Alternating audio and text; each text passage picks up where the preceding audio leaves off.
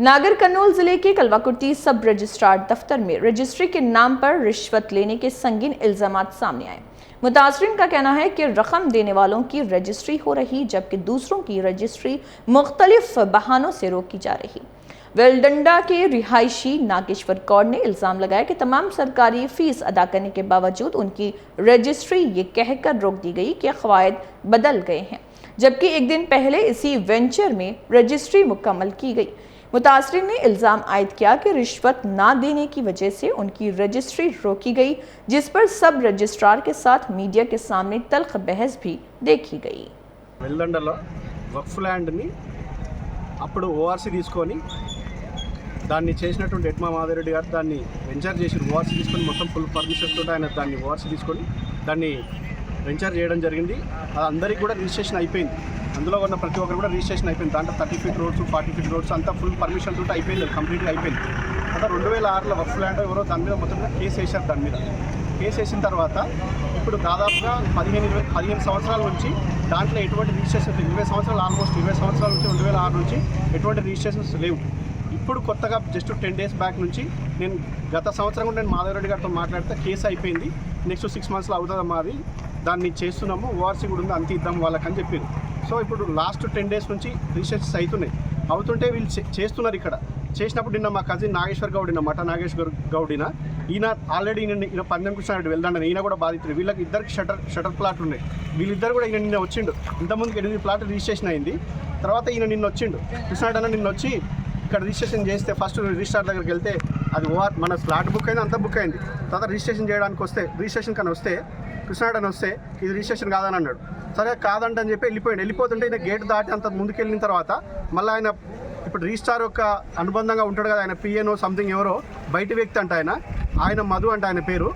ఆయన వచ్చి లేదు నీది ఓకే అవుతుంది, నీ రిజిస్ట్రేషన్ ఓకే అవుతుంది రా సార్, ఇట్లా ఒక 20,000 అడుగుతున్నాడు నాకు చెయ్యి అని చెప్పి నా ఫోన్పే చేసింది. 20,000 రూపాయలు ఇలా ఫోన్పే చేసిన వెంటనే విత్ ఇన్ హాఫ్ అన్ అవర్లో నేను రిజిస్ట్రేషన్ అయిపోయింది, నేను ఇంటికి వెళ్ళిపోయాడు. అదేవిధంగా ఈరోజు నాగేశ్వర్ గౌడ్ అంటే ఈయన కూడా ఈరోజు రిజిస్ట్రేషన్కి వచ్చిండు.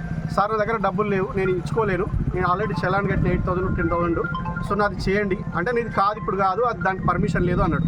24 అవర్స్లో ఏం పర్మిషన్ మారింది? 24 మా క్వశ్చన్ ఏంటంటే 24 అవర్స్లలో ఏం జీవో వచ్చి మారిపోయింది? నిన్న ఇప్పుడు ఓఆర్సీ లేదని చెక్ చేసిన అన్నాడు, మరి నిన్న ఎందుకు ఆ ఓఆర్సీ చెక్ చేయలేదు? ఇంత అవినీతి జరుగుతుంది ఇక్కడ రిజిస్ట్రేషన్ ఆఫీస్లో. ఆ వెంచర్ అనేది చిన్నది కాదు, అది దానికి 150-200 మెంబర్స్ దాంట్లో ఇప్పుడు బాధితులు ఉన్నారు. వాళ్ళందరూ కూడా 1 by 1 రిజిస్ట్రేషన్ చేసుకోవాలి. సో వీళ్ళు ఈ కొత్తగా ఫ్రీ ఎందుకు చేయాలి వీళ్ళకి రిజిస్ట్రేషన్? ఒకటి మనం మొదలు పెట్టాలి, డబ్బులు ఏదో తీసుకుని మొదలు పెడితే అందరికి మనం డబ్బులు దండుకోవచ్చు అనే ఉద్దేశంతో ఇక్కడ ఉన్న సిబ్బంది కానీ వీళ్ళే కానీ బయట వ్యక్తితో కుమ్మక్కయి ఈ విధంగా దీన్ని చేసి మా బాధితుల దగ్గర మా దగ్గర ఇప్పుడు ఎవరైతే మేము రిజిస్ట్రేషన్ కోరదలుచుకున్నాం, మాది కూడా ప్లాట్ ఉంది, ఇప్పుడు మేము కూడా రిజిస్ట్రేషన్ చేసుకోవాలి. మాకు 2 ప్లాట్లు ఉన్నాయి, దాంట్లో మేము కూడా చేసుకోవాలి ఇప్పుడు. సో ఈ విధంగా వీళ్ళు ఏదైతే డబ్బులకు ఆశపడి ఒకటేసారి 100-150 మందికి ఇదే అలవాటు చేస్తే వాళ్ళ అవసరం ఉంది కాబట్టి చేయించుకునే ఉద్దేశంతో ఈ విధంగా వీళ్ళు చేస్తున్నారు. కాబట్టి ఆ బయట వ్యక్తి ఎవరైతే ఉన్నారో అతని మీద చర్యలు తీసుకోవాలి. 2001 నుంచి కూడా ఎటువంటి ఈ రిజిస్ట్రేషన్ ఆఫీస్కి సంబంధించినటువంటి ఎటువంటి డాక్యుమెంట్ రైటర్స్ కానీ ఎవరికి లైసెన్స్ లేదన్నారు. లైసెన్స్ వాళ్ళతో రాపించుకుంటున్నారు, చేసుకుంటున్నారు. వాళ్ళతో వీళ్ళు ఎట్లా కుమ్మక్కై ఎట్లా కాంటాక్ట్ అయ్యి వాళ్ళని లోపలికి రాణిస్తారు, వాళ్ళతో ఎట్లా చేస్తారు అనేది కూడా దీని మీద తగు చర్య తీసుకోవాలి. ఏసీబీ వాళ్ళు కానీ లోకల్ లీడర్స్ కానీ అందరూ కూడా మీడియా వాళ్ళు కూడా అందరూ సహకరించి ఈ దీన్ని ఇక్కడనే పరిష్కారం చేసి మేము మాధవరెడ్డి గారితో ఇందాక మాట్లాడి రిజిస్ట్రార్తో మాట్లాడిపించినాం. ఆయన ఎవ్రీథింగ్ ఈజ్ క్లియర్ అని చెప్పిండు. ఆయన అంత క్లియర్ ఉంది, నేను ఓఆర్సీ కూడా ఉంది, నేను ఇప్పిస్తా అన్నారు. ఇదేం చిన్న విషయం కాదు. వెల్దండలా ఒక వార్డే ఉంది రిజిస్ట్రేషన్ కానీ ప్లేసు. సో దాని మీద మీరందరూ తగు చర్యలు తీసుకోవాలని చెప్పి అధికారులు కానీ ఇంకెవరన్నా కానీ దాన్ని ఇప్పుడు ఏవైతే ఉందో ఇప్పుడు ఎంఆర్ఓ ఆఫీస్ వాళ్ళు కూడా రేపు వచ్చి దాన్ని సర్వే చేసి కరెక్ట్ ఉందా లేదా చెక్ చేసి వీళ్ళకు ఓఆర్సీ పంపించి ఇది చేయాలని మా డిమాండ్ సార్. అంతే. 707 సర్వే నెంబర్ అనేది వెల్దండ గ్రామానికి సంబంధించింది ఒక ప్లాంట్. అయితే ఈ టెక్నికల్ ఎర్రర్ వల్ల అది నిన్న పట్టుకోలేదు. 2006 నుండి అవేర్నెస్లో ఉండి కానీ అటువంటి సర్వే నెంబరు ఈ వారం రోజుల్లో ఒక 8 నుండి 10 దస్తావేజులు అయినాయి. నిన్న కూడా ఒక 3 అయినాయి. అయితే మా నోటీసులు ఎప్పుడైతే వచ్చిందో చేయకూడదని మేము ఇమీడియట్లీ హయ్యర్ అథారిటీకి రిపోర్ట్ చేయడం జరిగింది. రిపోర్ట్ చేసినప్పుడు ఏమన్నారంటే మీరు ఏది ఎప్పటికున్నా పబ్లిక్ బుక్ చేసుకొని వస్తారు, మీరు మాన్యువల్ కూడా చెక్ చేసుకోవాలి కదా, ఇబ్బంది అవుతుంది మీకు, చెక్ చేసుకొని చేయకండి. మరి అయిపోయిన వాటి పరిస్థితి ఏంటంటే వాటికి కూడా నోటీసులు ఇష్యూ చేయండి. బోత్ పార్టీస్ వచ్చి క్యాన్సలేషన్ చేసుకుంటే ఓకే, లేదు అంటే పై నుండి మళ్ళీ జిల్లా రిజిస్ట్రార్ కాదని క్యాన్సలేషన్ పంపిస్తాం, మేము ఎంట్రీస్ ఇచ్చి పంపిస్తామని చెప్పారు. సో ఆ 8 నుండి 10 దస్తావేజులు కూడా క్యాన్సలేషన్ అయింది. ఇన్ కేస్ ఇందులో ఇంకా ఓఆర్సీ ఉంది అని వెంచర్ ఓనర్ అంటున్నారో అవన్నీ సక్రమంగా ఉంటే ఆ ఫైల్ కూడా నేను జిల్లా రిజిస్ట్రార్ గారికి పంపడం జరుగుతుంది. వారు ఒకవేళ ఇది చేయొచ్చు అంటే వాటికి చట్టబద్ధత ఉంటుంది, లేదు అంటే వాటికి క్యాన్సలేషన్ ఎంట్రీలు వేస్తాను. సబ్ రిజిస్ట్రార్ ఆఫీస్లో ఈసీలకు కానీ సీసీలకు కానీ మ్యారేజ్లకు కానీ దస్తావేజులకు కానీ మీరు ఏదైతే రుసుము ఆన్లైన్లో పేమెంట్ చేసుకుని వస్తారో దానికి తప్పించి ₹1 కూడా ఎక్కువ ఇవ్వకండి. ఎందుకంటే మీరు ఎవరికో ఇస్తున్నారు, ఇక్కడ బంధం మమ్మల్ని చేస్తున్నారు.